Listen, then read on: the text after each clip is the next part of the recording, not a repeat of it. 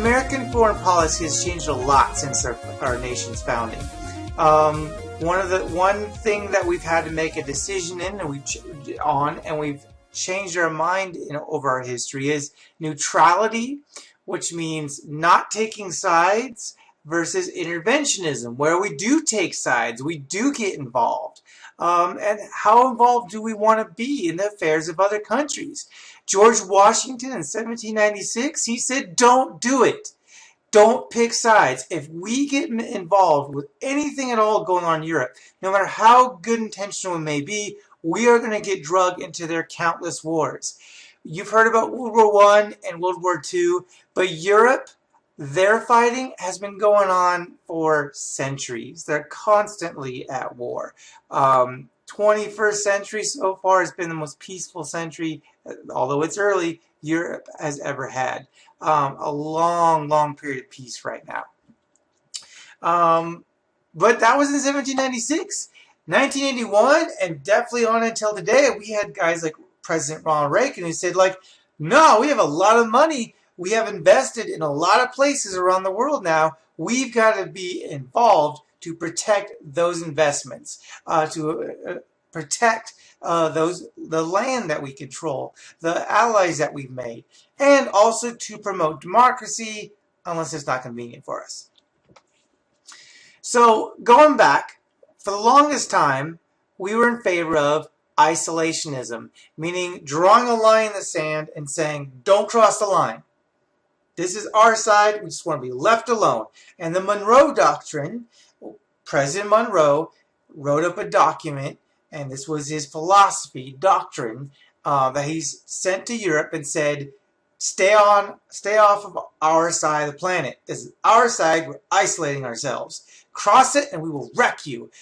Oh yeah, and South America, they're our side of the planet. Stay away from them. And South America, we own you.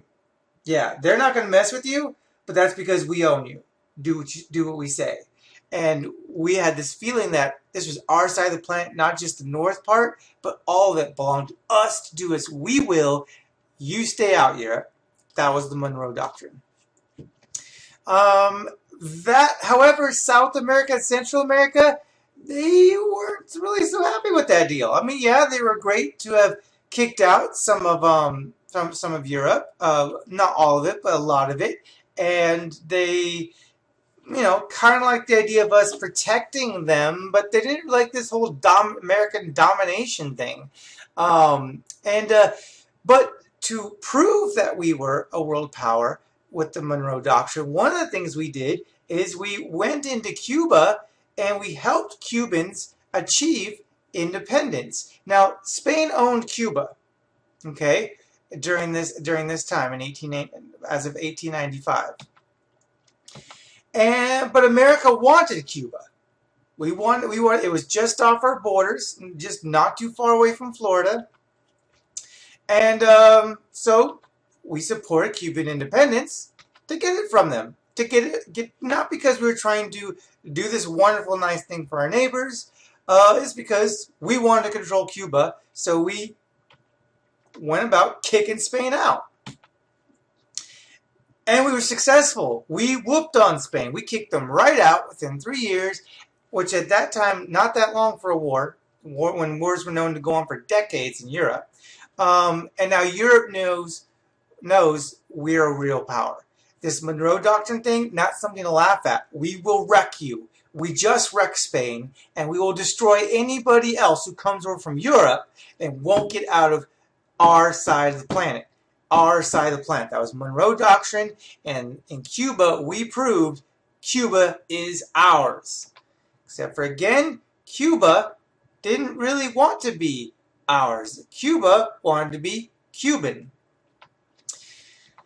So in 1955, after we had kind of dominated Cuba for so long, Fidel Castro was able to build up enough military support to kick out and or kill anybody who represented wealth and power in a violent revolution.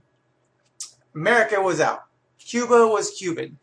It was also communist and completely dominated by a dictatorship, but America was out, and that was the goal.